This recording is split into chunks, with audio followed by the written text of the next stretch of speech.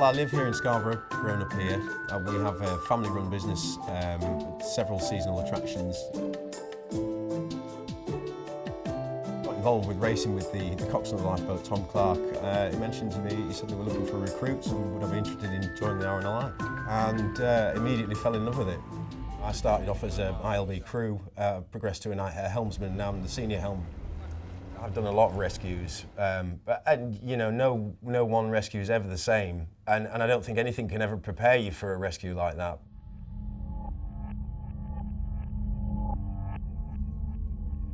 I was just about to sit down to Sunday lunch, or Sunday dinner at the time, with a friend, and playing with my daughter, and the pages went off with a priority launch. So I ran out the house. I was lucky that my pal lives 2 doors down from me, who was Craig Burnett, who was also on the service. I ran outside. Rudy was coming out at the same time, so we both jumped in the same vehicle and went down. And we were discussing what the job would probably be. And we thought it was probably going to be something quite routine, and unfortunately it turned out to be something quite different.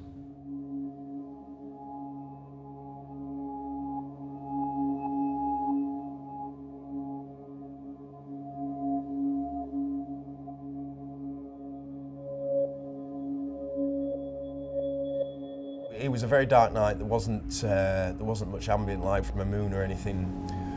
So we got the boat ready. I took the boat to sea. At that point, we'd had broken bits of information. There might be 1 or 2 people in the water.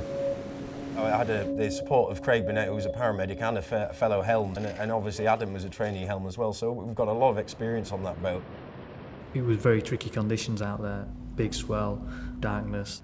As we headed over to where we thought the casualty was, the swell was coming across from the northeast, and they were coming basically from all angles. John Pearson, he was senior helm, now a DLA on station, a lot of experience, and he witnessed the whole rescue. Some police vehicles come past, blue lights going, the whole biz, and they were heading for the spar. The spar in that area at that time, with the weather as it was, is a seriously unforgiving place.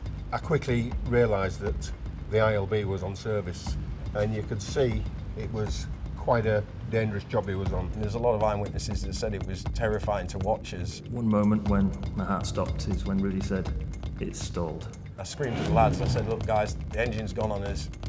You know, we could be swimming here." You just have to deal with everything as it comes, and you just get consumed by it. The waves coming forwards, you're looking for a casualty. I think the police were in attendance. There was lots of blue flashing lights, lots of white flashing lights. He was well inside the braking line, and he was having to dodge out on regular occasions.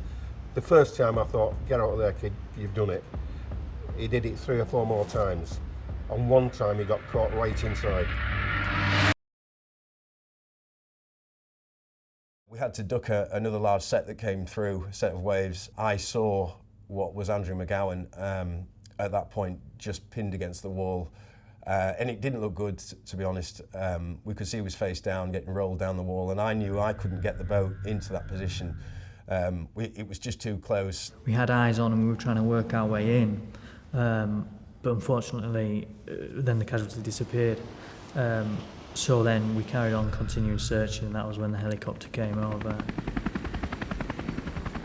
And then all of a sudden we turned, and I just saw the reflection of some tape in the water, and so obviously shouted up, and unfortunately that was the casualty, so we worked from there.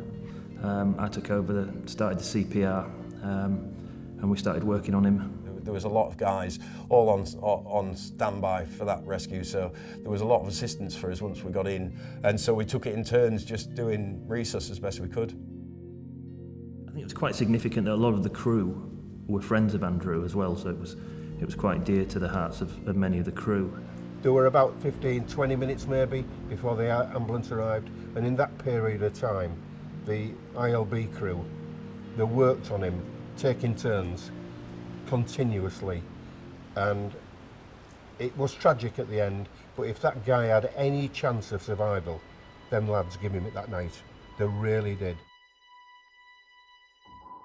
I was at home getting the kids ready for bed, and I'm going to start crying.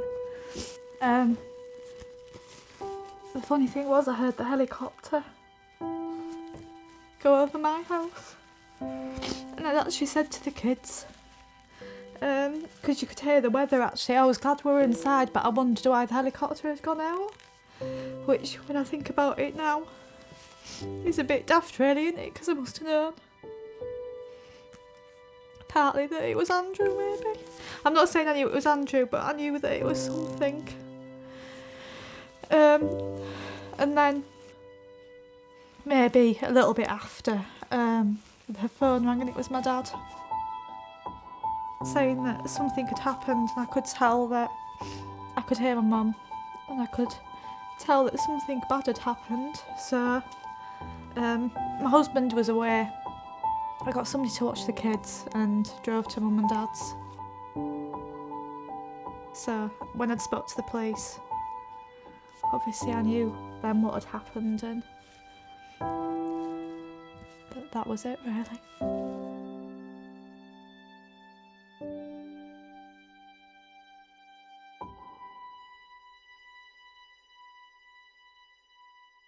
Meeting Donna, I mean, I'm blown away with how strong they've been. I mean, it must be still very raw, and she's just dealt with it amazingly. And for them to turn around and try and put a positive spin or get something positive out of what's happened is phenomenal. You know, I think they've showed amazing strength. I'd like Andrew's name to go into something so that he could be remembered for giving Scarborough something, a campaign of some sort, an awareness campaign, and then people say that's the Andrew McGeown legacy. I'd love that. The same rescues or same circumstances reoccur quite often, and the typical one is the dog goes in, the owner goes after the dog and the dog comes out, and sadly it's not the first one. I know we need more life rings. Anything that we can do that just makes it a safer, better seaside. It's comforting in a way because he's not going to be forgotten, is he?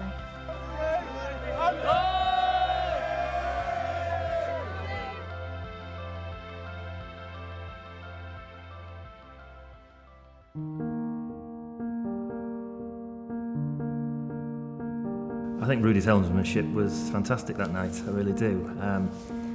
Total confidence in him. I was at the front of the boat. I wasn't worried at all. I knew he could handle it.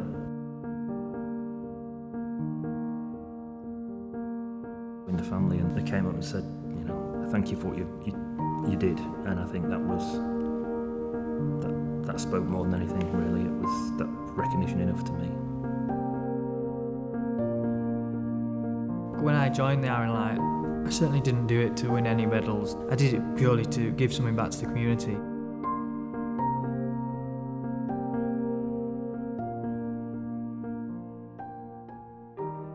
It's very difficult to take a single credit for this. There is many different wheels that work in this station, you know, down to the people that have trained me and our crew. But I am very proud about it. It's a proud thing to be a part of the Scarborough Lifeboat Station. What did happen that night? You can't help what did happen, but Rudy did risk everything, and what he did do, I'm very, very thankful of. They tried the best, they couldn't have tried any harder, and that's all there was to it. They tried more than that. In my opinion, I've been in the service 35 years, it was one of the most daring services I've seen. It was an exceptional service. The volunteers at the end of the day, and they don't have to risk their life for anything, but they do it every time they get called out.